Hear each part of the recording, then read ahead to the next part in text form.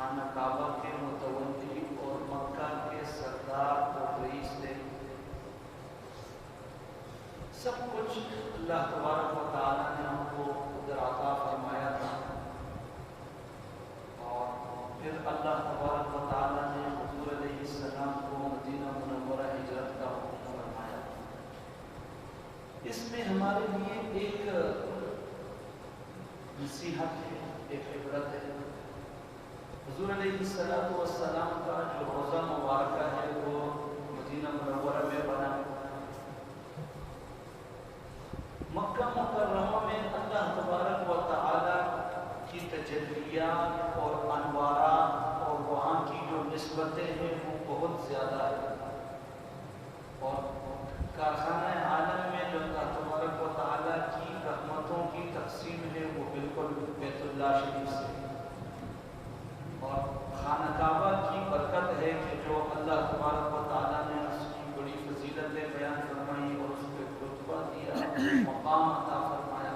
ان اول بیت وضع للناس للذی ببکۃ مبارکا وہدی للعالمین. بہت زیادہ فضائل، بہت زیادہ برکات اور بہت زیادہ عظمتیں یہ مکہ مکرمہ کے دامن میں ہیں. لیکن یہ جو ایک نعمت جو حضور علیہ السلام کے روزہ مبارکہ کی شکل میں نعمت ہے، اس نعمت کو اللہ تبارک و تعالیٰ نے اہل مکہ سے چھینا. اور یہ جو نعمت ہے یہ اللہ تبارک و تعالیٰ نے مدینہ منورہ والوں کو عطا فرمائی. سوچنے والوں کے لیے اس میں مقام ہے عبرت کا، اور سوچنے کی جگہ ہے کہ بالآخر ایسا کیوں ہوا. مکہ مکرمہ حضور کی جاگیر ہے، اور اللہ تبارک و تعالیٰ کے تکوینی امر اور حکم کے نتیجے میں اللہ تبارک و تعالیٰ نے حضور علیہ السلام کی روزہ مبارکہ کی جو عظیم نعمت ہے، جو عظیم دولت ہے، جو عظیم فخر ہے، اس فخر کو اللہ تبارک و تعالیٰ نے اہل مدینہ کے حوالے کیا. اور مدینہ کی دھرتی کو یہ شرف حاصل ہوا کہ حضور علیہ السلام کا جسد اطہر اور حضور علیہ السلام کا جسم مبارک اللہ تبارک و تعالیٰ نے مدینہ منورہ کو اس کا مدفن بنایا، حضور کے رہنے کی جگہ. جیسے خانہ کعبہ اللہ تبارک و تعالیٰ کے انوارات اور اللہ تبارک و تعالیٰ کی خدائی تجلیات اور برکتوں اور رحمتوں کا خزینہ ہے، اسی طرح مدینہ منورہ حضور علیہ السلام کی ذات بابرکات سے جاری ہونے والی فیوزات، برکات اور خیریں، جتنی کائنات میں خیریں ہیں ان خیروں کا مجموعہ ہے یہ حضور علیہ السلام کا روزہ مبارک ہے. یہ نسبت اللہ تبارک و تعالیٰ نے عطا فرمائی. وجہ اس کی کیا وجہ کہ حضور کا کہنے کو، سوچنے کو تو یہ کہ جہاں پیدا ہو جائے وہیں پر انسان کو دفن ہونے کا موقع ملے، تو اس بات کو زیادہ ترجیح دی جاتی ہے کہ اپنی مٹی نصیب ہو گئی. لوگ کسی کی تعزیت کرتے ہیں تو تسلی کے کلمات کہتے ہیں، اور بنسبت اس کی کہ مسافری میں اگر کوئی فوت ہو جاتا ہے اور وہ اپنے وطن سے دور پردیس میں اس کی تدفین ہوتی ہے تو لوگوں کو اس موقع پہ ایک اضافی صدمہ ہوتا ہے کہ اس کو اپنی مٹی بھی نہیں ملی. اب یہاں اللہ تبارک و تعالیٰ کے پیارے حبیب صلی اللہ علیہ وسلم کے لیے اللہ تبارک و تعالیٰ نے جو خود مدینہ منورہ کا انتخاب کیا، اس کی ایک وجہ یہ ہے کہ مکہ میں اللہ تبارک و تعالیٰ نے جب یہ روشنی بھیجی، ہونا یہ چاہیے تھا کہ اس روشنی کا بڑھ چڑھ کر وہ استقبال کرتے، اس روشنی کو وہ اپنے لیے مشعل راہ بناتے، اور اس روشنی کو وہ اپناتے اور جن اندھیروں میں وہ ڈوبے ہوئے تھے ان اندھیروں سے نکلتے. لیکن ایسا نہیں ہوا، معاملہ اس کے بالکل برعکس ہوا. مکہ مکرمہ میں حضور علیہ السلام کے دور دراز سے غلاموں نے آ کر اسلام قبول کیا، حضور کے دست و بازو بنے، دیگر قبائل کے لوگ آئے، لیکن حضور علیہ السلام کے اپنے خاندان کے لوگ اور اپنے قبیلے کے لوگ، جن میں جو قابل ذکر لوگ تھے اور جو بڑے سردار کہلاتے تھے، جو حضور کے سگے چچا تھے، تو ایک ابو جہل اور ایک ابو لہب، ان لوگوں نے حضور علیہ السلام کی شکل میں جو اللہ تبارک و تعالیٰ نے نور بھیجا تھا، جو روشنی بھیجی تھی، جو سراج منیر ان کی طرف آیا تھا، جس نے ظلم و ستم کے اندھیروں کو ختم کرنا تھا، جس نے انسانیت میں انصاف، رواداری، ہمدردی اور محبت کو بکھیرنی تھی، اور جس نے انسانیت کو بستیوں سے اٹھا کر بلندیوں پر پہنچانا تھا، جس نے جہنم سے نکال کر جنت کا وکیل بنانا تھا، جس نے بتوں کے سامنے سے اٹھا کر اللہ کے سامنے سے دریز کروانا تھا، جس نے اللہ تبارک و تعالیٰ کے ساتھ لوگوں کا تعلق جوڑنا تھا، ابو جہل اور ابو لہب نے صرف یہ سوچا کہ یہ ہمارا بھتیجا ہے، ہماری سرداری ہے، یہ تو یتیم ہے، ہم بڑے ہیں، یہ یتیم ہے، یہ بچہ ہے، اب اگر ان پر ہم ایمان لائیں گے، ان کی بات کو تسلیم کریں گے، ان کا کلمہ پڑھیں گے، تو پھر ہم تو غلام ہو جائیں گے، ہم سے یہ سرداری چلی جائے گی، سیادت چلی جائے گی، اور یہ سب کچھ ختم ہو جائے گا۔ یہ ان کی بھول تھی، ایسا نہیں تھا۔ اللہ تعالیٰ کے ہاں ترتیب یہ تھی کہ جو اس پیغمبر کی غلامی میں آئے گا وہ قسمت کا سکندر بنے گا۔ ان کو تھوڑا سا دھوکہ لگا، اس دھوکے کے پیش نظر انہوں نے حضور علیہ السلام کی مخالفت کی اور کلمہ نہیں پڑھا، حضور کا ساتھ نہیں دیا۔ اگر یہ حضور کا ساتھ دیتے، حضور علیہ السلام نے ایک جملہ ارشاد فرمایا، یا ابا سفیان جئتکم بکرامت الدنیا والآخرہ، ابو سفیان میں دنیا اور آخرت دونوں جہانوں کی سرداری، دونوں جہانوں کی شرافت، دونوں جہانوں کی عظمتیں اور دونوں جہانوں کی کامیابیاں لے کر آپ کے پاس آیا ہوں۔ دنیا نے دیکھا جن لوگوں نے بھی حضور علیہ السلام پر ایمان لایا، جو ان کی غلامی کے حلقے میں داخل ہوئے اور جنہوں نے ان کی غلامی پر فخر کیا، وہ قسمت کے سکندر بن گئے، اور اللہ تعالیٰ نے ان کو اتنا عظیم کر دیا۔ جو حبشے کا بالکل ایک غلام ہے، حبشی ہے، رنگ سے بالکل ایسا ہے کہ بالکل کالا، غلام، غریب، پردیسی، اجنبی، کچھ بھی نہیں، لیکن حضور کے دامن سے وابستہ ہوا، حضور کی غلامی پہ فخر کیا۔ اللہ تبارک و تعالیٰ نے حضرت بلال کو یہ عظمت عطا فرمائی، چلتے زمین کے اوپر ہے، پاؤں کی آہٹ کی آواز جنت میں سنائی دیتی۔ یہ حضرت بلال رضی اللہ تعالیٰ کو عظمت حضور کی غلامی کے نتیجے میں ملی۔ ابو جہل، ابو لہب یہ سوچتے تھے کہ ہم نے اگر ان کا کلمہ پڑھا تو ہم بڑے ہیں، ہم سردار ہیں، ہم رئیس ہیں، یہ سب کچھ ختم ہو جائے گا۔ اللہ تبارک و تعالیٰ نے کچھ اور لکھا تھا، جنہوں نے انکار کیا ان کا سب کچھ ختم ہو گیا۔ کس ذلت کے ساتھ ابو جہل مرا، ایک دو بچوں کے ہاتھوں اس کی تذلیل ہوئی، اور وہ مرتے وقت بھی افسوس کر رہا تھا کہ افسوس کس بات کا ہے کہ میرا قتل ایک دو بچوں کے ہاتھوں ہو رہا ہے، میں تو سردار کا کوئی پہلوان، کوئی سپہ سالار، کوئی لشکر کا کمان کرنے والا بڑا مجھے آ کے قتل کرتا تو یہ میرے لیے اعزاز کی بات ہوتی۔ اللہ نے اس طرح ان کو ذلیل کیا۔ ابو لہب راندہ درگاہ ہوا، قرآن کریم میں آیت اتری تبت یدا ابی لہب و تب، یہ لعنت کا مستحق ہے، یہ راندہ درگاہ ہے، یہ پیغمبر کی دشمنی کے نتیجے میں اللہ نے ان کو عذاب کا مستحق کر دیا ہے، اور ہمیشہ ہمیشہ کے لیے وہ اللہ کی رحمت سے دور ہوا۔ اس کے مقابلے میں جن لوگوں نے پیغمبر کی غلامی کو قبول کیا، اللہ تبارک و تعالیٰ نے ان کو چمکایا۔ ہونا تو یہ چاہیے تھا کہ مکے والے اس روشنی کو قبول کرتے۔ اللہ تبارک و تعالیٰ فرماتے ہیں قرآن میں، مثلهم، ان کی مثال، ایک مثال اللہ بیان کرتے ہیں، مثل نورہم کمثل الذی استوقد نارا، یہ پیغمبر روشنی ہے، مثال ایسی ہے کہ رات کے اندھیرے میں ایک مسافر ہے، گٹاٹوپ اندھیرے ہیں، کوئی روشنی نہیں ہے، اور کوئی مسافر آ کر دوسرا مسافر آ کے آگ جلا دیتا ہے، اس سے روشنی ملتی ہے۔ اب وہ جو روشنی جلانے والا، چراغ جلانے والا، روشنی لانے والا ہے، اس کی روشنی سے اگر اس دوسرے مسافر نے فائدہ اٹھایا تو ٹھیک، نہیں اٹھایا تو اگر وہ چلا گیا یہ پھر بھی اندھیرے میں رہ گیا۔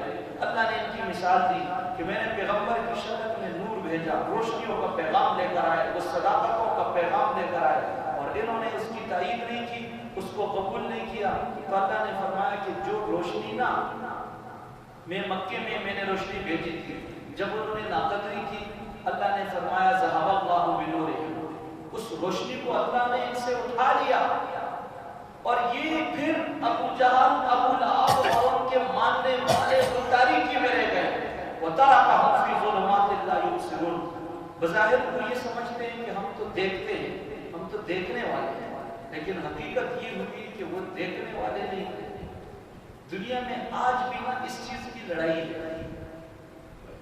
کچھ لوگ دین سے دوری کو روشن خیالی سمجھتے ہیں، حالانکہ وہ روشن خیالی نہیں ہے، وہ تو تاریکی ہے۔ خیالات کی روشنی تو یہ ہے کہ انسان اللہ تعالیٰ کی بات کو مان لے۔ خیالات کی روشنی تو یہ ہے، جو روشن خیال ہے وہ یہ ہے کہ وہ مرنے کے بعد کی زندگی کو بھی سمجھے کہ مرنے کے بعد کیا ہونے والا ہے، یہ خیالات کی روشنی ہے۔ یہ تو تاریکی ہے۔ لوگ کہتے ہیں نا کہ یہ فلانا آدمی ایسا بیوقوف ہے، اس کو مستقبل کا نہیں پتا۔ بھئی ہمارا مستقبل کیا ہے؟ مستقبل کے لیے جو ہم سوچتے ہیں، اپنے بچوں کے مستقبل کے لیے سوچتے ہیں، یہ نہیں ہے مستقبل جس کو ہم مستقبل کہتے ہیں۔ یہ تو چند لمحوں کی زندگی ہے، آنن فانن ختم ہو جائے گی۔ اصل مستقبل تو مرنے کے بعد کی زندگی ہے۔ جس شخص کو نہ یہ روشنی مل گئی کہ مرنے کے بعد کی زندگی کی فکر پیدا ہو گئی، اور مرنے کے بعد کی زندگی کے لیے اس نے محنت شروع کر دی، آپ سمجھے کہ یہ روشن خیال ہے۔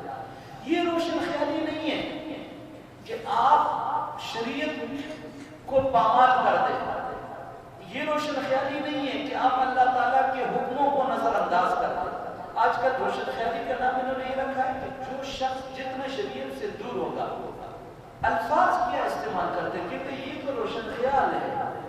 جو پردے کا اہتمام نہیں کرتا ہے کہتے ہیں یہ روشن خیال ہے۔ جو نماز کا اہتمام نہیں کرتا ہے کہتے ہیں یہ روشن خیال ہے۔ جو دین کی حدود اور قیود کا خیال نہیں کرتا ہے کہتے ہیں کہ یہ روشن خیال ہے۔ بھئی یہ روشن خیال نہیں ہے، یہ تاریخ خیال ہے، یہ اندھیروں میں پڑا ہے۔ روشن خیال تو وہ ہے جس کو کل اپنی کل نظر آ رہی ہے کہ میرے ساتھ کیا ہونے والا ہے، میرا انجام کیا ہے، سب کا انجام کیا ہے، ساری انسانیت کا انجام کیا ہے، دنیا میں رہنے والے سارے بادشاہ اور پہلوان اور طاقتور لوگوں کا انجام کیا ہے۔ موت کا ایک جھٹکا ہے، ایک جھٹکا۔ اذا جاء اجلهم لا يستأخرون ساعة ولا يستقدمون، ایک لمحے کی تاخیر نہ ہے۔ اللہ تبارک و تعالیٰ کے حکموں پر عمل کرنا، جو حکموں پر عمل کرتا ہے، کہتے ہیں کہ یہ شریعت پہ جو عمل کی بات کرتا ہے، ترغیب دیتا ہے، اپنے گھر بار میں، اپنی برادری میں، اپنے ماحول میں لوگوں کو دین کی بات سمجھاتا ہے، نماز روزے کی ترغیب دیتا ہے، پردے کی ترغیب دیتا ہے، داڑھی کی ترغیب دیتا ہے۔ اچھا، ایسے شخص کہتے ہیں کہ یہ تو اس کے لیے عجیب وہ ایک اصطلاح یہ بیان کرتے ہیں، بڑا متشدد ہے، مذہبی انتہا پسند ہے، اور یہ بڑا جو اس کو کیا کہتے ہیں دقیانوسی ہے، اور یہ فرسودہ خیالات کا حامل ہے۔ بھائی یہ فیصلہ تو اس وقت ہو جائے گا جب قبر میں رکھا جائے گا، جب اللہ تعالیٰ کے سامنے پیش کیا جائے گا۔ ایک بندہ نماز، روزہ، دین، شریعت کے احکامات کی، پردے کی، داڑھی کی، سنت کی اور زندگی کے ہر معاملے میں پیغمبر کے طریقے کی بات کرتا ہے، یہ فیصلہ تو خود ہو جائے گا، پھر معلوم ہو جائے گا کہ یہ روشن خیال ہے یا وہ روشن خیال ہے جو اس تین چیزوں کا مخالف ہے۔ ادھر تو عقل کا نام جنوں رکھا، جنوں کا خیر، جو چاہے ان کا حسن کرشمہ ساز کر دے، جو چاہتے ہیں اپنی اصطلاحات میں خود قاضی بنے ہیں، خود منصف بنے ہیں، خود قاتل بنے ہیں، جو کچھ منہ میں آیا کہہ دیا۔ دین پر عمل کرنے کی بات کو کیا کہہ دیا کہ یہ روشن ہے، یہ تو دقیانوسی ہے۔ جو دین پر عمل کرنے کی بات کرتا ہے، جو روشنی کی بات کرتا ہے، کہتا ہے یہ دقیانوس ہے، یہ تو فرسودہ خیالات کا حامل ہے۔ جو دین کی اور اللہ تعالیٰ کی حدود کو پامال کرتا ہے، کہتے ہیں یہ ذرا روشن خیال ہے۔ ایک بندے کو آپ کہہ دینا کہ آپ ذرا یہ کہتے مولوی بڑا تنگ نظر ہوتا ہے، دین کی بات کرنے والا بڑا تنگ نظر ہے۔ آپ ایک شخص کو زہر گلاس بھر کر دے دیں اور اس کو کہے کہ آپ یہ زہر کا پیالہ پی لیں، اور وہ آگے سے انکار کرے اور آپ اس کو کہیں انا للہ، آپ تو بہت تنگ نظر ہے، ذرا آپ روشن خیالی پیدا کریں، آپ ذرا اپنی فکر میں وسعت پیدا کریں۔ یہ زہر کا پیالہ پینے کیا ہوتا ہے؟ وہ آگے سے آپ کو کہتے ہیں میں زہر کا پیالہ کیسے پیوں؟ یہ زہر کا پیالہ پینا اور اس سے انکار کرنا یہ تنگ نظری نہیں ہے، یہ عین حکمت ہے۔ کیونکہ اگر یہ زہر کا پیالہ پیے گا تو مر جائے گا، دوسرا اس کو تانا دے گا، نہ یہ تو بڑا تنگ نظر ہے۔ یہی مثال دین ایمان کی، جو گناہ شریعت کو پامال کرنے والے جو طور طریقے اللہ تعالیٰ کو ناراض کرتے ہیں، تو اگر آپ کسی کو کہہ دیں یار کہ یہ کام نہ کریں، آپ غلط کام نہ کریں، کہتے کہ یار یہ تو مولوی تبلیغی امیر صاحب صوفی یہ تو کیا ہے، یہ تو تنگ نظر ہے، کہتے بھائی آپ بس تھوڑی سی پردے کی بات آپ کسی سے کریں، کہتے یار تھوڑی سی آپ ذرا یہ مولوی تنگ نظری کا شکار ہے، آپ تھوڑا سا وسعت ظرفی پیدا کریں، ایسا نہیں ہے۔ روشن خیالی کا نام تاریخی رکھ دیا، تاریخی کا نام روشن خیالی رکھ دیا۔ گناہ اور زہر میں کیا فرق ہے؟ زہر جان لیوا ہے اور گناہ ایمان لیوا ہے۔ تو زہر سے تو جان کا نقصان ہوگا، گناہوں سے ایمان کا نقصان ہوگا۔ جان کا نقصان قابل قبول ہے، مرنا ہے، کبھی نہ کبھی مریں گے، لیکن جو ایمان کا نقصان ہے وہ ایسا خسارہ ہے کہ اس خسارے کا کوئی نہیں۔ اللہ تبارک و تعالیٰ نے فرمایا کہ جب انہوں نے پیغمبر کی قدر نہیں، احترام نہیں کیا، ناقدری کی، تو اس ناقدری کا نتیجہ کیا ہوا؟ اللہ تبارک و تعالیٰ نے حضور علیہ السلام کو مکے سے اٹھایا اور مدینے میں بھیج دیا، اور اللہ نے ایک جملہ ارشاد فرمایا وَتَرَكَهُمْ فِي ظُلُمَاتٍ، انہوں نے اس روشنی کی قدر نہیں کی، ناقدری کی، احترام نہیں کیا، ناشکری کی، غلط نگاہ سے دیکھا، غلط روش پہ چلے۔ اللہ فرماتے ہیں کہ میں نے ان سے وہ روشنی چھین لی، روشنی اللہ فرماتے ہیں میں نے اٹھا لی۔ وَتَرَكَهُمْ فِي ظُلُمَاتٍ لَا يُبْصِرُونَ، میں نے ان کو اندھیروں میں چھوڑ دیا۔ ہونا تو یہ چاہیے تھا کہ ابو جہل اور ابو لہب اپنی صلاحیتیں، اپنی استعداد، اپنی توانائیاں، اپنے لشکر کو، اپنی طاقت کو، اپنے رسوخ کو پیغمبر کی مدد کے لیے استعمال کرتے، لیکن انہوں نے ایسا نہیں کیا۔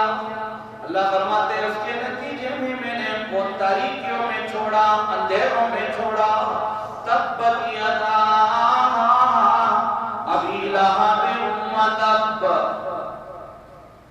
اللہ فرماتے ہیں اس کے ہاتھ تباہ و برباد ہو جائے، اس کا جسم برباد ہو، اس کا انجام خراب ہو، وہ جہنم کا ایندھن بن جائے، جس نے پیغمبر کی مخالفت کی، جس نے روشنی کی مخالفت کی، جس نے اندھیروں کو فروغ دینے میں کردار ادا کیا۔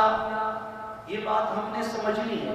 اہل مکہ کے دل میں کتنی حسرت پیدا ہوگی کہ کاش حضور علیہ السلام کا روزہ، اور بھی جہاں مکہ مکرمہ میں بیت اللہ کی برکات ہیں اور بھی نسبتیں ہیں، خانہ کعبہ ہے، تو ان کے ذہن میں یہ بات یقیناً آتی ہوگی کہ کاش حضور علیہ السلام کا روزہ مبارکہ بھی کدھر ہوتا، مکے میں ہوتا۔ حضور مکے میں پیدا ہوئے، یہ اپنی جائے پیدائش ہے، حضور کے دادا جاگیردار ہیں اور وہاں کے سب سے بڑے رئیس خانہ کعبہ کے متولی ہیں۔ ناقدری کے نتیجے میں اللہ نے انہیں یہ مدینہ کی کیوں دنیا میں رنگ ہے؟ حضور کی بعثت سے پہلے بھی مدینہ تو تھا، حضور کی تشریف آوری سے پہلے بھی، یہ وہ ہجرت کے عنوان سے آپ کو سمجھانا چاہتا ہوں، وہی عنوان ہے کہ حضور مکے سے مدینہ ہجرت فرمائی، اور اللہ نے اہل مدینہ کو حضور کی برکت سے کیسے نوازا۔ علماء نے مسئلہ لکھا ہے کہ ایک عرش ہے، عرش اللہ تبارک و تعالیٰ کے لیے ہے، عرش کی نسبت اللہ کی طرف ہے، لیکن اللہ تعالیٰ کی جو ذات ہے وہ جسم سے پاک ہے۔ اللہ کے لیے عرش کا یہ مطلب نہیں جیسے انسان کرسی پر بیٹھتے ہیں، اللہ تعالیٰ کے لیے کوئی یہ نہیں کہہ سکتا ہے کہ اللہ تعالیٰ اپنے عرش پر اس طرح بیٹھتے ہیں جیسے انسان کرسی پر بیٹھتا ہے۔ تو ہم یہ نہیں کہہ سکتے کہ یہ جو عرش ہے یہ اللہ تعالیٰ کے لیے حقیقی کرسی ہے، سمجھ آتی؟ یہ ایک مجازی نسبت ہے۔ اور مدینہ طیبہ میں جہاں حضور علیہ السلام آرام فرما رہے ہیں اپنے مبارک روضے میں، اس مدینہ طیبہ کی پاک مٹی جو حضور علیہ السلام کے جسم اطہر کو لگی ہوئی ہے، یہ جو مٹی ہے یہ حقیقت میں حضور علیہ السلام کے جسم کو ٹچ ہو رہی ہے۔ عرش حقیقت میں یہ نہیں کہہ سکتے کہ وہ اللہ کی کرسی ہے، وہ ایک متشابہات ہے، اللہ کے لیے اس کی نسبت ہے سب۔ اور حضور علیہ السلام کے جسم کو لگنے والی جو مٹی ہے وہ حقیقت میں حضور کے جسم کو لگی ہوئی ہے۔ یہ بات سمجھ میں آتی ہے؟ اس بنیاد پر علماء نے مسئلہ لکھا ہے کہ تمام کائنات میں جو مٹی اللہ تعالیٰ کی تمام مخلوق میں، تمام کائنات میں جو مٹی حضور علیہ السلام کے جسم اطہر کو لگی ہوئی ہے وہ ہر چیز سے افضل ہے، یہاں تک کہ عرش معلیٰ سے بھی وہ افضل ہے۔ یہ کس کی برکت سے؟ مدینہ کو یہ نسبتیں مل گئی حضور علیہ السلام کی نسبت سے۔ پاکیزہ نسبتیں، یثرب نام تھا مدینہ کا۔ حضور کی بعثت سے پہلے لوگ یہ کہتے تھے کہ جو مدینہ منورہ میں آئے گا تو یہاں کی آب و ہوا ناموافق ہے، بیمار ہو جائے گا۔ اور جب حضور علیہ السلام کی یہاں ہجرت ہوئی اور حضور نے مدینہ طیبہ کی دھرتی پر قدم رکھا تو پھر مدینہ کیا ہے اور مدینہ کی فضائل کیا ہے؟ اللہ حضور علیہ السلام نے فرمایا جس کی قدرت ہو اور جس کے لیے ممکن ہو مدینہ جانا اور وہاں قیام کرنا، اور اس انتظار میں کہ مدینہ میں موت آئے تو حضور علیہ السلام نے فرمایا جو یہ کوشش کر سکتا ہے تو مدینہ میں رہے تاکہ اس کو مدینہ میں موت آئے۔ کیوں؟ میں مدینہ میں مرنے والوں کے لیے قیامت کے دن یہ میرے پڑوسی بن کر اٹھیں گے، یہ میرے پڑوسی اور میں ان کی شفاعت کروں گا۔ اور فرمایا کہ زندگی میں جس نے نا، ایک روایت ہے، فرمایا کہ جس نے مرنے، حضور کا ایک زمانہ تھا گزر گیا تو حضور صلی اللہ علیہ وسلم نے فرمایا کہ مجھے ہر کوئی نہیں دیکھ سکتا ہے، لیکن جس نے نا میری قبر کی زیارت کی تو حضور نے فرمایا کہ ایسے ہے کہ جس نے مجھ محمد کی زیارت کی۔ اور فرمایا من زار قبری وجبت لہ شفاعتی، جس نے نا میری قبر کی، میرے روضہ کی زیارت کی، اس شخص کے لیے حضور نے فرمایا میری شفاعت واجب ہو گئی ہے۔ کیوں یہ مدینہ منورہ کو یہ فضیلتیں مل رہی ہیں؟ یہ احترام مدینے کو کہاں سے مل گیا؟ یہ ایک مسلمان کے دل میں جو پیدا تو چائنا میں ہوتا ہے، امریکہ میں ہوتا ہے، یورپ کی دھرتی پر پیدا ہوتا ہے، اور جب اس کو شعور ملتا ہے تو وہ ماں باپ سے مدینے کا لفظ سنتا ہے، اس نے مدینے کے بارے میں کچھ نہیں پڑھا ہے کہ وہاں بڑے بڑے شاندار قسم کے محلات ہیں اور وہاں بہترین قسم کی سیرگاہیں ہیں، وہاں سبزہ ہے، وہاں کچھ نہیں۔ اس پیغمبر کی نسبت کی وجہ سے ایک بچہ پیدا ہوتا ہے، شعور کے اس میں قدم رکھتا ہے تو اس کی زبان پر مدینہ مدینہ مدینہ ہے۔ ایک بوڑھا ہوتا ہے، اللہ کے حضور ہاتھ پھیلا کے دعا مانگ رہا ہے، یا اللہ موت آنی ہے تو مدینہ کی دے دے۔ یہ نسبتیں کیوں مدینہ کو مل گئی؟ کہ حضور کی برکت سے مل گئی۔ ہمارے حضرت مولانا تاج محمود صاحب رحمت اللہ علیہ نے اپنا واقعہ ذکر کیا ہے کہ ابھی مدینہ منورہ کی بات ہے، ایسے حالات تھے کہ وہاں ابھی ذرا قسم کرسی تھی، یہ پرتعیش زندگی نہیں آئی، غربت کا دور تھا اس زمانے کی، آج سے کوئی 200 سال پہلے کی بات ہے۔ کہتے ہیں کہ مدینہ منورہ ایک ہوٹل میں ہم بیٹھے تو ایک یتیم بچہ تھا بیٹھا ہوا تھا، اس یتیم بچے کو ہم نے اپنے ساتھ بٹھایا کہ یہ پیغمبر کے شہر کا بچہ ہے، یتیم ہے، اس کا اکرام کیا، کھانا کھلایا۔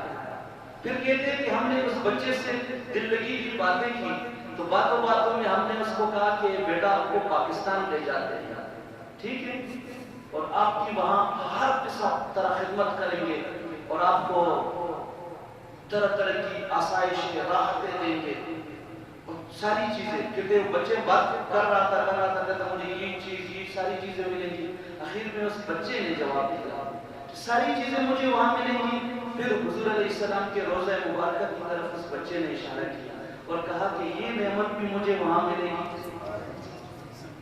یہ بچے کا شعور ہے جس کو نعمتوں کی پیشکش ہو رہی ہے. وہ کہتا ہے صحابہ کی بات کرتے ہیں, صحابہ تو بہت دور ہے جنہوں نے سامنے دیکھا, وہ تو بہت جو تو حضور کے لیے کیسی ان کی محبت ہوگی. یہ مدینہ طیبہ کا بچہ ہے جس کو پیشکش ہوتی ہے کہ آپ کو سب کچھ ملے گا. وہ کہتا ہے کہ سب کچھ مل جائے گا لیکن پیغمبر کا روزہ مجھے مدینے میں ہی ملتا ہے, کہیں اور. یہ مدینے کا احترام ہے. یہ مدینے کے لیے کسی ایک لوگ ایک اللہ والا شاعر ہے تو مدینے کی محبت میں اس نے ایک خیالی, ایک زمین اور آسمان کا ایک خیالی مکالمہ ذکر کیا ہے. زمین اور آسمان کا اپنے تصورات, اپنے تخیلات کو ایک زمین اور آسمان کے مکالمے کا رنگ دیا ہے. اب مدینہ طیبہ کی وجہ سے دیکھیں آپ یہ آسمان کی بلندیاں اور یہ زمین کی وسعتیں آپس میں بحث کر رہی ہے کہ کون سی چیز فضیلت والی ہے. وہ آپ کو سنانا چاہتا ہوں. فلک بولا ستاروں سے مزین ہے میرا سینہ. دو بندے آپس میں مقابلہ کرتے ہیں. کوئی کہتا ہے کہ میری فضیلت زیادہ ہے, دوسرا کہتا ہے میری زیادہ ہے. تو اپنی اپنی دلیل دیتے ہیں اپنی برتری اور فوقیت ثابت کرنے کے لیے. فلک بولا ستاروں سے مزین ہے میرا سینہ, زمین بولی کہ مجھ پر ہے دور مکہ مدینہ. اور فلک بولا کہ مجھ پر سید لولاک آئے تھے. آسمان کے طے میری عظمت اس لیے زیادہ, شب معراج جب حضور تشریف لایا آپ نے آسمان پر قدم رنجا فرمایا. زمین جواب دیتی ہے آسمان کو جواب. فلک بولا کہ مجھ پر سید لولاک آئے تھے. زمین بولی کہ اول اس نے مجھ پر قدم جمائے تھے. اور فلک بولا کہ مجھ سے ابر رحمت برستا ہے.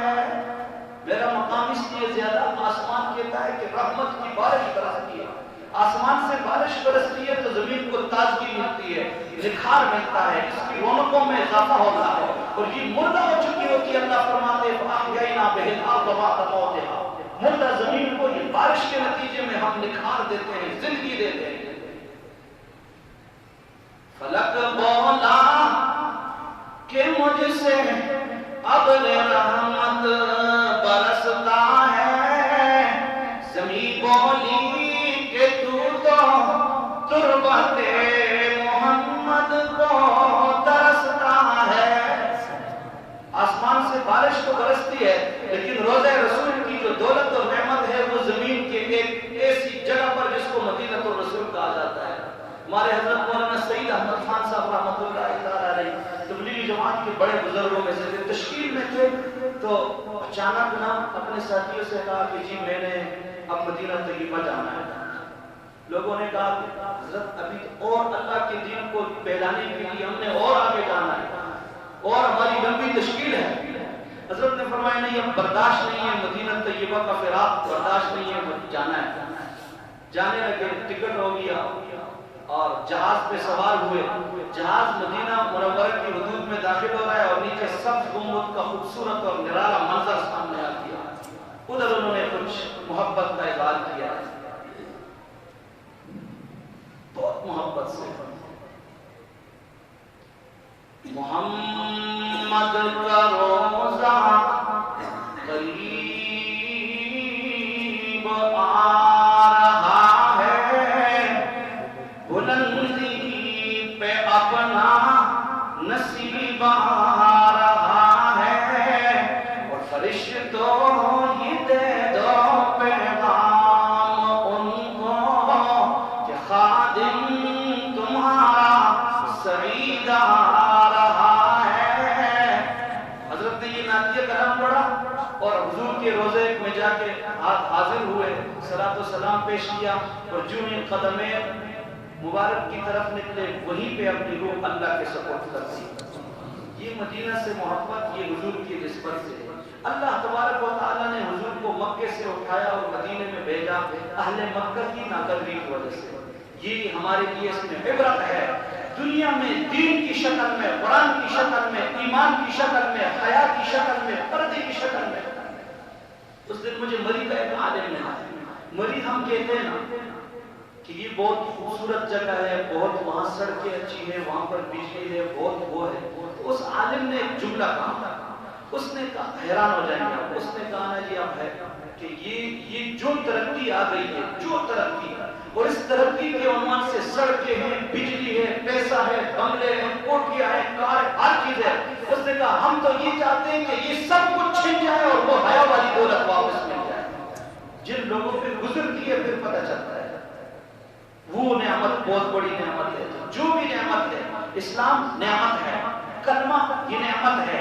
दीन पर खुली फिजा में, माहौल में ऐसे ममालिक है, एक मुसलमान 100 किलोमीटर चल कर जाता है और वो देखता है कि मुझे कोई मुसलमान मिले कि मैं उससे ईमान की बात करूं। हमें घर की दहलीज पर माँ बाप की गोद में ये दौलत मिली है, इसलिए उसकी नाकदरी।